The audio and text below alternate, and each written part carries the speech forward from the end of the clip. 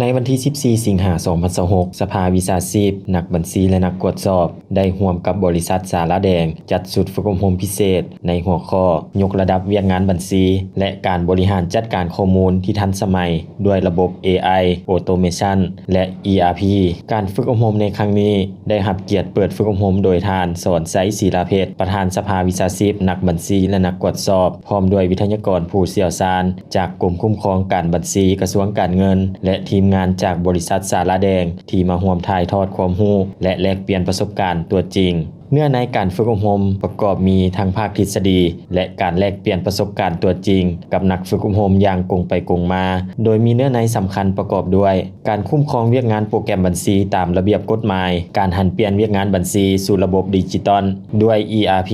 การนำใช้ AI Automation เพื่อยกระดับการรายงานทางธุรกิจให้มีประสิทธิภาพสุดฝึกอบรมดังกล่าวได้รับความสนใจอย่างหลวงหลายโดยมีผู้เข้าร่วมทั้งแบบเชิงหน้าและออนไลน์รวมทั้งหมด274ท่านนอกจากได้รับความรู้ใหม่ๆแล้วผู้เข้าร่วมยังได้รับชั่วโมง CPD ถึง3ชั่วโมงอีกด้วยการฝึกอบรมในครั้งนี้ถือเป็นบาทก้าวที่สำคัญในการส่งเสริมและยกระดับขีดความสามารถให้แก่นักบัญชีและพนักงานที่เกี่ยวข้องในทั่วประเทศให้ก้าวทันกับการเปลี่ยนแปลงทางเทคโนโลยีผ่านการนำเสนอทั้งภาคทฤษฎีและการแลกเปลี่ยนประสบการณ์ตัวจริงผู้เข้าร่วมได้เห็นถึงความสำคัญของการนำใช้ระบบ AI Automation และ ERP เข้าในการบริหารจัดการข้อมูลบัญชีเพื่อเพิ่มความถูกต้องว่องไวและสามารถสนับสนุนการตัดสินใจทางธุรกิจให้มีประสิทธิภาพสูงขึ้นพร้อมทั้งรับประกันการปฏิบัติตามนิติกรรมที่เกี่ยวข้องอย่างครบถ้วนในตอนท้ายการฝึกอบรมได้มีการมอบใบยั่งยืนแก่ผู้เข้าร่วมฝึกอบรมแบบเชิงหน้าและให้เกียรติมอบและกล่าวปิดโดยท่านโอ